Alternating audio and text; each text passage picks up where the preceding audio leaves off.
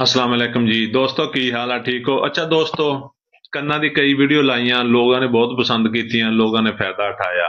ਸਾਡੀ ਅੱਜ ਦੀ ਰੈਮਡੀ ਇੱਕ ਐਸੀ ਰੈਮਡੀ ਆ, ਸਿੰਗਲ ਰੈਮਡੀ। ਅਗਰ ਕੰਨ ਦਾ ਕੋਈ ਵੀ ਪ੍ਰੋਬਲਮ ਹੋਵੇ, ਕੰਨਾਂ ਦਾ ਬਹਿਰਾਪਨ ਹੋਵੇ, ਉੱਚਾ ਸੁਣਾਈ ਦਿੰਦਾ ਹੋਵੇ, ਚੱਕਰ ਆਉਂਦੇ ਹੋਣ, ਸਿਰ 'ਚ ਦਰਦ ਹੁੰਦਾ ਹੋਵੇ ਕੰਨਾਂ ਦੇ ਬਹਿਰੇਪਨ ਦੀ ਵਜ੍ਹਾ ਤੋਂ, ਕੰਨਾਂ ਦੇ ਵਿੱਚ ਸ਼ੋਰ ਇਸ ਤਰ੍ਹਾਂ ਦਾ ਕਿ ਘੰਟੀਆਂ ਵੱਜਦੀਆਂ ਹੋਣ, ਜਾਂ ਟ੍ਰੇਨਾਂ ਦਾ ਸ਼ੋਰ ਹੋਵੇ, ਜਾਂ ਮੁਕੰਮਲ ਤੌਰ ਤੇ ਬਹਿਰਾਪਨ ਇਸ ਹੱਦ ਤੱਕ ਪਹੁੰਚ ਗਿਆ ਹੋਵੇ ਕਿ ਮਰੀਜ਼ ਦੇ ਕੰਨ ਦੇ ਕੋਲ ਮੂੰਹ ਕਰਕੇ ਜ਼ੋਰ ਨਾਲ ਅਗਰ ਬੋਲਿਆ ਜਾਵੇ ਤੇ ਮਰੀਜ਼ ਫਿਰ ਵੀ ਪੁੱਛੇ ਜੀ ਕੀ ਕਿਹਾ, ਮੈਨੂੰ ਤਾਂ ਸੁਣਿਆ ਨਹੀਂ।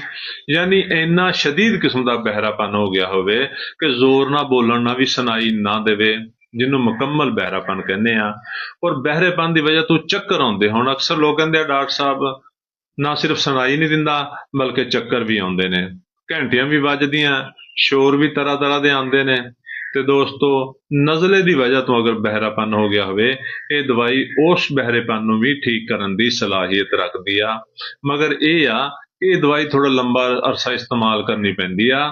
3 ਤੋਂ 4 ਮਹੀਨੇ ਤੱਕ ਇਹ ਦਵਾਈ ਇਸਤੇਮਾਲ ਕਰੋ, ਤੁਹਾਡਾ ਮੁਕੰਮਲ ਤੌਰ ਤੇ ਬਹਿਰਾਪਨ ਜਿਹੜਾ ਹੈ ਉਹ ਮੁਕੰਮਲ ਹੀ ਠੀਕ ਹੋ ਜਾਏਗਾ ਔਰ ਤੁਹਾਨੂੰ ਸੁਣਾਈ ਦੇਣਾ ਸ਼ੁਰੂ ਕਰ ਦੇਗਾ। ਤੇ ਦੋਸਤੋ, ਕਰਨਾ ਕੀ ਆ, ਹੋਮਿਓਪੈਥਿਕ ਦਵਾ ਨੈਟਮ ਸਿਲੀਕਮ, ਇਹ 30 ਤੱਕ ਚਲਾਓ। 5 ਕਤਰੇ ਸੁਬਹ, 5 ਸ਼ਾਮ, 2 ਘੁੱਟ ਪਾਣੀ 'ਚ ਪਾ ਕੇ ਪੀਓ। ਇਹਦੇ ਉੱਤੇ ਡਰਾਪਰ ਲੱਗਿਆ ਹੁੰਦਾ ਹੈ। ਅਗਰ ਤੁਹਾਨੂੰ ਕਿਸੇ ਵੀ ਕੰਪਨੀ ਦੀ ਦਵਾਈ ਮੁਯੱਸਰ ਆ, ਤੁਸੀਂ ਲੈ ਸਕਦੇ ਹੋ। ਮਸੂਦ ਦੀ ਲਓ, ਜਰਮਨ ਦੀ ਲਓ, ਪਾਕਿਸਤਾਨੀ ਲਓ, ਇਨਸ਼ਾਅੱਲਾ ਫਾਇਦਾ ਹੋਏਗਾ। ਤੇ ਦੋਸਤੋ, ਇਹਨੂੰ 3-4 ਮਹੀਨੇ ਇਸਤੇਮਾਲ ਕਰੋ, ਨੈਟਮ ਸਿਲੀਕਮ, ਔਰ ਇਨਸ਼ਾਅੱਲਾ ਤੁਹਾਡਾ ਨਾ ਸਿਰਫ ਬਹਿਰਾਪਨ ਠੀਕ ਹੋ ਜਾਏਗਾ, ਕੰਨਾਂ 'ਚ ਸ਼ੋਰ ਆਉਣਾ ਜਾਂ ਪਰਦਿਆਂ ਦੀ ਖਰਾਬੀ ਇਹ ਵੀ ਠੀਕ ਹੋ ਜਾਏਗੀ। ਸਾਡੀ ਵੀਡੀਓ ਨੂੰ ਲਾਈਕ ਤੇ ਸ਼ੇਅਰ ਕਰੋ ਤਾਂ ਕਿ ਵੀਡੀਓ ਤੁਹਾਡੇ ਹੋਰ ਲੋਕਾਂ ਤੱਕ ਪਹੁੰਚੇ ਔਰ ਉਹਨਾਂ ਦਾ ਫਾਇਦਾ ਹੋਵੇ। ਸਾਡੇ ਅਕਾਊਂਟ ਨੂੰ ਫਾਲੋ ਕਰ ਲਓ ਤਾਂ ਕਿ ਤੁਹਾਡਾ ਔਰ ਸਾਡਾ ਰਾਬਤਾ ਰਵੇ। ਸ਼ੁਕਰੀਆ, ਅੱਲਾ ਹਾਫਿਜ਼।